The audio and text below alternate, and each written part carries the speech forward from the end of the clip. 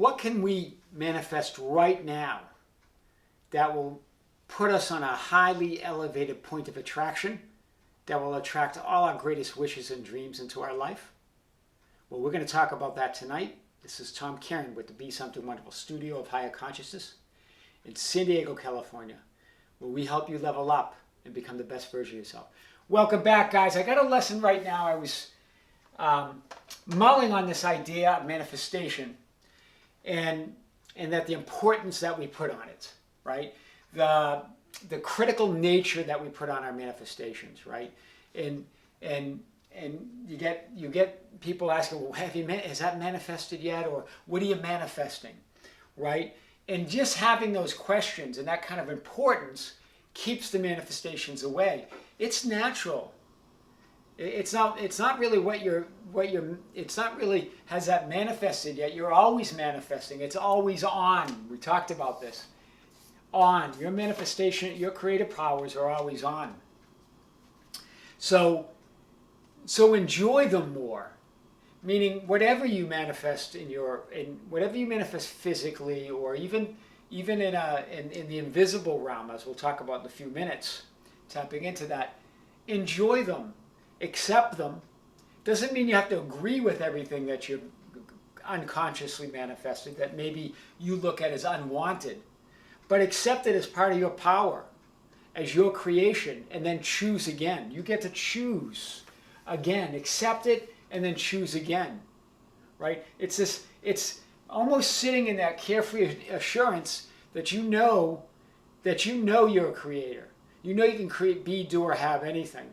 And you know when you attract something negative in your life, you know the reasons for that, right? You know you weren't lined up with your energy, that your heart and mind are lined around something that you didn't want and that you attracted into your life. But accept it, guys. And sometimes you do it unconsciously, but it's leading you to something bigger or something better. We talked about this, but what can we manifest right now? These things we can manifest right now. We can manifest gratitude right now. And not just right now, every moment, right? Make gratitude your amalgam. Do you remember the amalgam is that composition of the Venetian mirrors that we talked about? This gold that they aligned the composition with gold. That made, when people looked into the mirror, their reflection was warmer, they more beautiful, more softer. Make your amalgam gratitude and love. And wow, you're not going to have to chase things. They're going to come to you. Everything.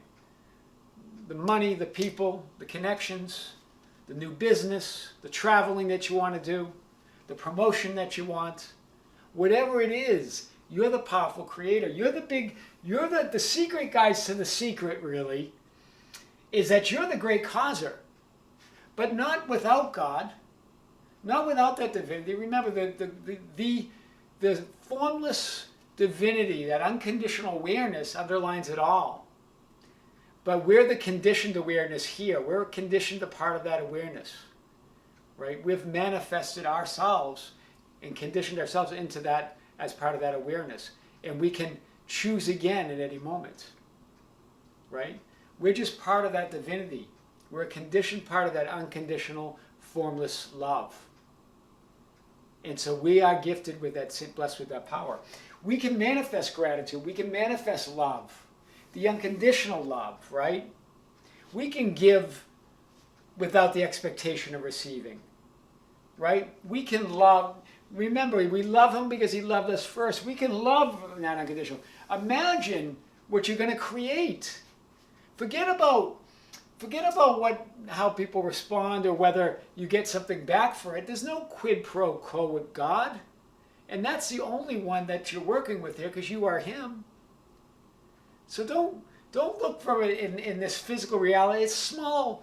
The physical reality is just it's minuscule compared to the power that you're connected with. Look for your validation from within. That's where the real power is, not from the outside. Everybody else is knocking it out just like you. You don't look for validation from others who are also struggling with the same things. Right? We all have this. We all can. Joy. You can get joy. You can manifest joy, fun, and awe. Right? We should be in awe of who we are and that power that we have. If you just mull about that, that's going to put you in awe. Right? These things we can have now, and if we do, we're the ultimate causa. Instead of being focused on the effects, we get so focused on our creations, we forget that we're always creating, or we don't focus on our creating. Guys, the creations are done. The effects are done. That reflection that you set out and that you got back from the metaphysical, from that image you set, the dual mirror, it's done. Don't focus on trying to change reality and trying to change the physical manifestations. Focus on choosing again, recreating yourself, creating again. It's a beautiful thing. We can choose again. Just know when events come up that you don't view as positive or opposite of what you wanted, that's the universal laws working perfectly. The law of opposites, as we talked about. Right? The law of opposites comes into your life for two reasons. Right? The first reason, as we talked about, was it's a contextual framework, as Neil Donald Walsh said in Conversations with God. You call it forth. When you call forth what you want, that desire, the opposite comes forth.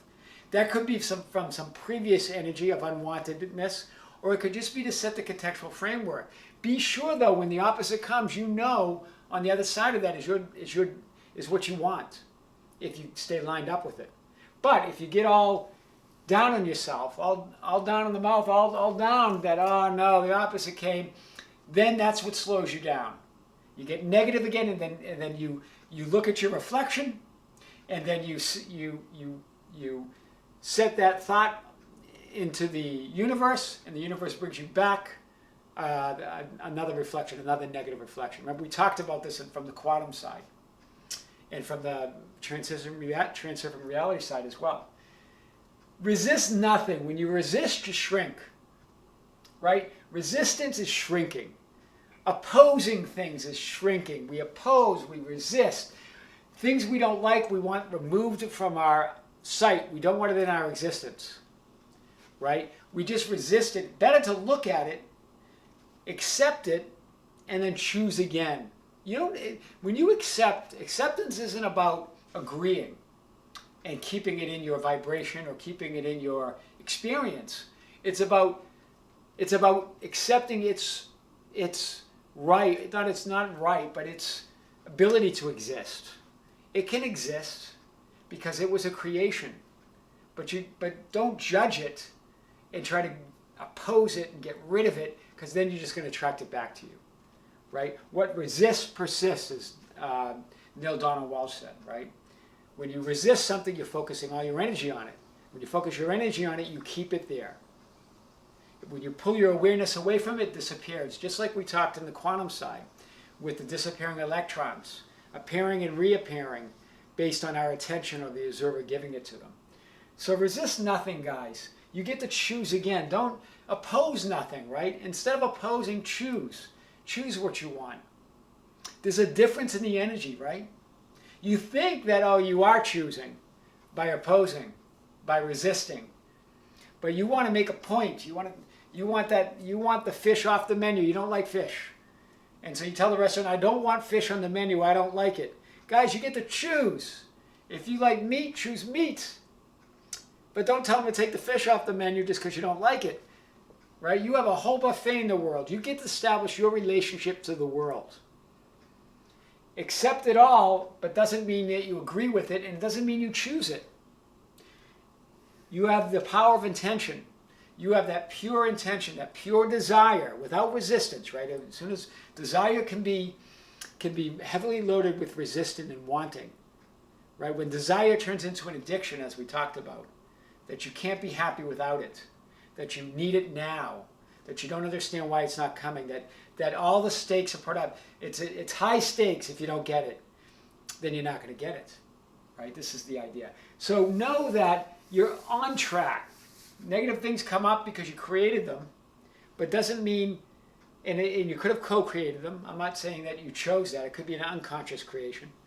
Could have been a co-creation. It could have been a mass consciousness creation, right? As a mass consciousness, things are created. But just know, don't judge, choose. Because you get to control what comes into your experience and what comes into your life. You decide your relationship to life. It's very powerful, guys. That's what I want. And don't forget to drop importance wherever you can. Take the importance off stuff, right?